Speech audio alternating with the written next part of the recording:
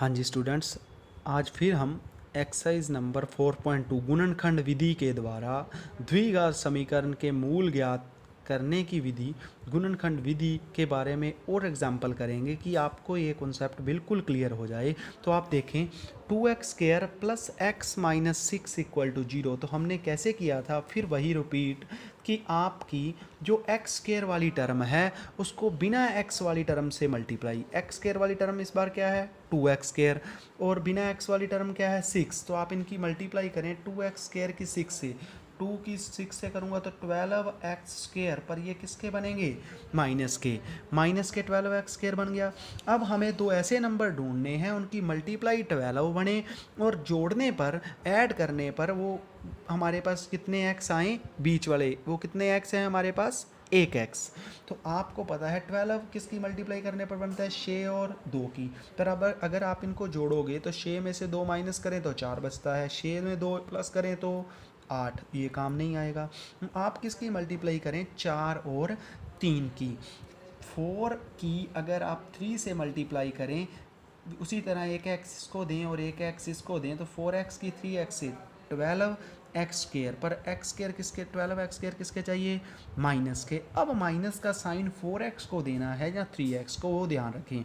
आप बीच वाला नंबर देखें, बीच वाला नंबर कौन है प्लस, तो याद रखें कि बड़ा नंबर प्लस का होना चाहिए और छोटा नंबर किसका होना चाहिए माइनस का, क्योंकि बीच वाला साइन हमें ज़रूर ध्यान रखना है कि बीच वाला नंबर प्लस का है। तो अगर हम बड़े वाले को माइनस देंगे तो माइनस का एक्स बचेगा, पर हमें किसका एक्स चाहिए प्लस का, तो बड़े वाले को प्लस और छोटे वाले को माइनस। तो हमारे पास दोनों फैक्टर तैयार हैं। लिखने का तरीका वही, फर्स्ट टर्म 2x² को as it is, last term minus के 6 को भी एज इट इज़, बीच में क्या है हमारे पास x, इस x की जगह ये जो नंबर डाल दें आप। फर्स्ट नंबर क्या है 4x और सेकंड नंबर क्या है माइनस का 3x। तो आप इसको अच्छे तरीके से लिखें 2x² plus 4x minus 3x minus 6 equal to 0। अब फिर वही काम, पहले फर्स्ट 2 फैक्टर में से और फिर लास्ट 2 फैक्टर में से कॉमन देख लो। फर्स्ट 2 फैक्टर में से दोनों किसके पास किस टेबल पर जा सकते हैं 2 पर, तो 2 कॉमन। दोनों में से क्या कॉमन है x दोनों के पास है तो 2x दोनों में से कॉमन, यहाँ से 2 भी कॉमन और एक x भी कॉमन, तो एक x बच गया। यहाँ से 2 कॉमन लिया तो 2 की टेबल पर 4 कब आता है 2 पर, वो रहेगा। x तो हमने क्या ले लिया था कॉमन। इन दोनों में देखो माइनस का साइन है तो हम माइनस का साइन भी कॉमन लेंगे और 3 और 6 3 की टेबल पर जाते हैं तो 3 को भी आप कॉमन ले सकते हो। -3 को कॉमन लिया तो ये -3 कॉमन, तो सिर्फ इसके पास प्लस का क्या रह गया x। इसी तरह 3 कॉमन, 3 की टेबल पर 6 कब आता है 2 पर, तो यहाँ पर माइनस भी कॉमन है तो प्लस का क्या बच गया 2। तो अब आप देख सकते हो दोनों अंदर कॉमन लेने पर x+2 इसका मतलब क्वेश्चन हमारा ठीक है। तो एक फैक्टर तो आपका क्या है x+2 और सेकंड फैक्टर 2x इसका कॉमन है और -3 इसका कॉमन है, 2x - 3। एक बार फर्स्ट फैक्टर को इक्वल टू 0 रखें और एक बार आप सेकंड फैक्टर को इक्वल टू 0 रखें और यहाँ से x की वैल्यू प्लस का 2 इधर आएगा तो -2। इसी तरह 2x माइनस का 3 है इधर जाएगा तो प्लस, तो x की वैल्यू हमारे पास क्या आई 3/2। 3 के अपॉन में हमें किसका यूज़ करना पड़ेगा 2 का। तो ये थी हमारे पास जो हम गुणनखंड विधि के बारे में बात कर रहे थे, गुणनखंड विधि के बारे में समझ रहे थे। तो ये आज एक एग्जांपल आपको और इसके बारे में मैंने दे दिया। अब आप देखें मैं एक क्वेश्चन और क्लियर करना चाहता हूँ आपको। फर्स्ट का ही थर्ड पार्ट है हमारे पास, फर्स्ट का थर्ड पार्ट इसकी स्टेटमेंट है हमारे पास √2x² प्लस 7x प्लस 5√2। कई बच्चों को ये सम देख के थोड़ी सी परेशानी होगी तो आप बिल्कुल इसके बारे में चिंता ना करें, बहुत ही आसान है ये सम। यही एक्सरसाइज नंबर 4.2 उसी का ही सम है, फर्स्ट का थर्ड पार्ट। तो कैसे करना वही प्रोसीजर हम रफ काम में आपको दिखा रहे हैं। ये बात फर्स्ट x² वाली टर्म की बिना x वाली टर्म से मल्टीप्लाई, तो आपको मैं ये मल्टीप्लाई भी करके दिखाऊं।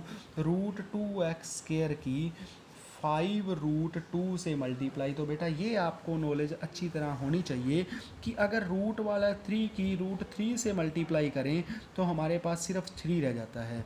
√5 की √5 से मल्टीप्लाई करूं तो हमारे पास सिर्फ क्या रह जाता है 5। ये बात ध्यान रखें। इसी तरह √2 की √2 से करूंगा तो मेरे पास क्या रहेगा 2, क्योंकि इसके पास √2 इसके पास √2 तो 2 रहेगा। एक मल्टीप्लाई में क्या पड़ा है 5 और फिर मल्टीप्लाई में क्या बचा x²। इसका मतलब ये क्या बना 5 2 जा 10x²। इसका मतलब फर्स्ट x² वाली टर्म की बिना x वाली टर्म से मल्टीप्लाई करने पर हमने इसको करके देखा √2 की √2 से 2 5 और x² 10x² बना। तो अब हमें दो नंबर ऐसे चाहिए जिनको जोड़ने पर 10x², मल्टीप्लाई करने पर 10x² और जोड़ने पर जो बीच वाला नंबर है 7x वो बनना चाहिए। तो सिंपल है 10x² किस किस की मल्टीप्लाई से बनता है 5 और 2 की।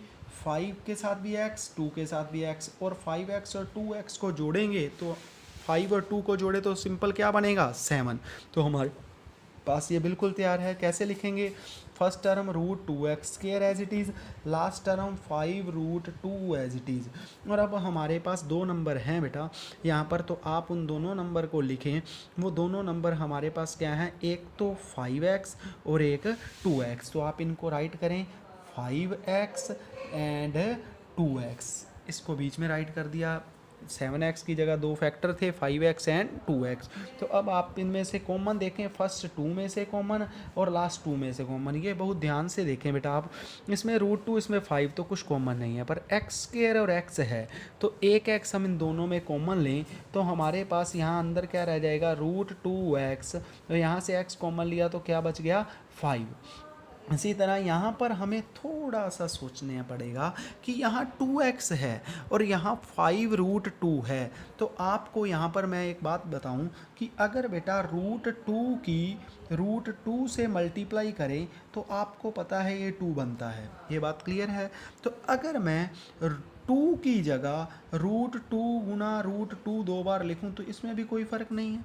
अगर √2 की मल्टीप्लाई से हमारे पास 2 बनता है तो 2 की जगह भी हम उसको रिप्लेस करके √2 दो बार लिख सकते हैं।